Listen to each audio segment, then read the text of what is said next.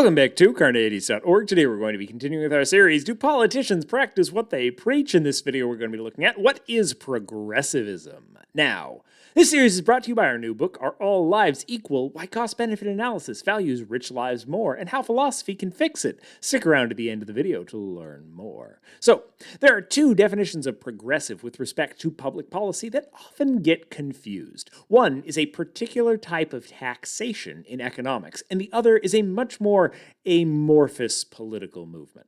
Unlike the other views here, progressivism is only very loosely associated with a set of philosophical views that may have some common threads, but often are quite dissimilar. So we'll do our best to gather together a singular set of philosophy around progressivism, but it was more of a movement and less of a philosophical ideology, and so it may be more challenging, but we'll do our best. So, before digging into the complex historical movement of progressivism, we'll define the much clearer and easier to understand version, which has specifically to do with taxation. In this case, a progressive tax is a tax where those with more wealth pay more. For example, the U.S. income tax is progressive because it makes those that have more money pay a higher percentage of that money in taxes, i.e., people who have more money are in a higher tax bracket. They pay a higher tax rate on their income. For example, people earning less than $10,000 might be required to pay only 10% of their income, while people making over $1 million a year might pay 37% on the income above a certain amount. The more you make, the higher you are taxed. It is progressive in the sense that it makes progress. The more that you're making, the more progress your tax bracket goes up. Progressive taxes are contrasted with regressive taxes, where the poor pay more and the rich pay less. Sales taxes are often described as regressive because these take a greater percentage of the income of the poor than they do of the rich, because the poor spend more of their money on essentials. Sometimes when politicians describe themselves as progressive, this is what they mean. They mean that those with the greater ability to pay should be required to pay more. In other words, they support progressive tax structures, like income taxes and more tax brackets and higher percentage taxes on the wealthy, and policies that put a greater burden to support society on those with the greatest ability to pay. However, this is not the only position that is associated with the term progressivism. In fact, there are a heterogeneous set of views that are often ascribed to progressivism, which arose out of a movement around the time of the Industrial Revolution, as society was changing in many ways. It was, in many ways, a reaction to the Gilded Age, where politics had stagnated and inequality was rising. It is hard to define specific positions that defined this very broad movement, but if we had to pick some that define it against some of the other positions found in this series, we could say that progressives are utopian, value responsibilities over rights, and support a strong executive. Let's take a look at what those three things mean. So, progressives were often utopian in the sense that they claim people can be made better through government intervention. They argue that society can be perfected through advances in science and technology.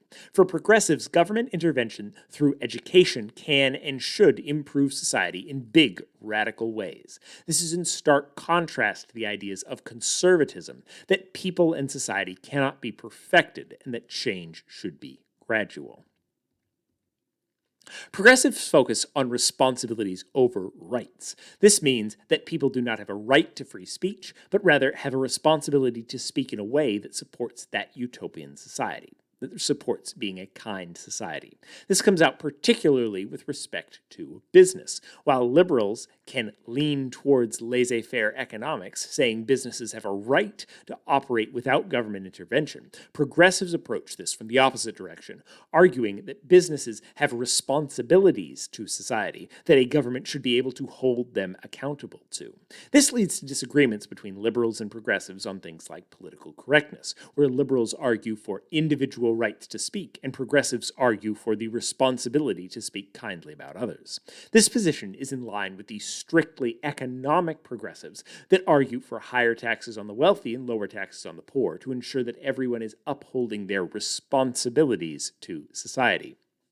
So with these 2 points, you can see how progressives are in some ways both opposed to conservatives, but in the sense of being opposed to incremental change, but also opposed to liberals in the sense of focusing on responsibilities as opposed to rights. Progressives also argued for a more direct connection between voters and their representatives. This often takes the form of arguing for a stronger executive branch and weaker legislatures, so that large radical change could be imposed. This is in line with the progressive desire for societal reform and desire to reduce potential corruption and stagnation in legislatures. This is in many ways directly opposed to the Republican desire to have checks and balances in different loci of power, as well as the conservative desire to enact things through slower reform.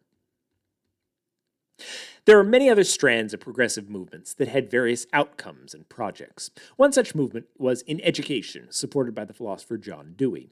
Dewey argued for progressive reform in education, around the idea that education can be perfected and people can be improved instead of just given facts. So-called progressive education focused on providing children with tasks to do and problems to try to solve instead of asking them to memorize facts. Check out my couple of videos on Dewey and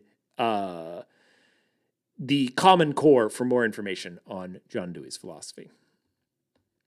There are a range of reasons that people might object to progressivism. First, there's the concern that utopian views of the world are simply wrong, that we cannot create a perfect world, or we can't create better people, or even if we can, it's impossible to sit down and plan out an entire society, because we cannot perfectly predict how human behavior will change. And forcing and planning out too much of society rarely works out. Look at centrally planned communist societies as one example. If responsibilities are two priorities over rights, there is also a danger that this can quickly slide into at least some elements of fascism. If there is a small minority group who make the vast majority of society unhappy and detract from social cohesion, wouldn't a progressive government advocate for eliminating that group? If that's the democratic will of the people and we need to have a closer connection between the government and the people through a stronger executive, as well as say that people need to have a responsibility to make their society better, isn't it the minority's responsibility to conform to everyone else, to lose their culture or their unique identity? We can see such arguments made to justify oppression of dissidents and ethnic minorities in China right now, a society that has a strong focus on central planning and a strong executive, and limited checks and balances on executive power. Finally, one might be concerned that giving the executive too much power may lead to less ability of citizens to put checks on elected leadership, since once an executive gathers sufficient power, they are able to subvert electoral systems to keep them in power, and therefore subvert democracy. While, if there are checks and balances on power, this consolidation cannot occur, even if it makes reforms slightly slower. A key component of the strictly economic progressive position is that those with more should shoulder a greater burden for supporting society.